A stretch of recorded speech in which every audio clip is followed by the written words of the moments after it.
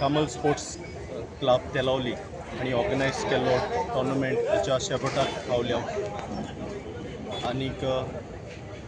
आमी हो tournament organise केल्लो माउंट कार्मल चॅपल हाच्या आदाराक हाचे सेमी फायनल्स जाल्यात आनीक आयज सेकंड सेमी फायनल जाल्ले तातूंत पारोडा फादर आग्नेल क्लब हाचो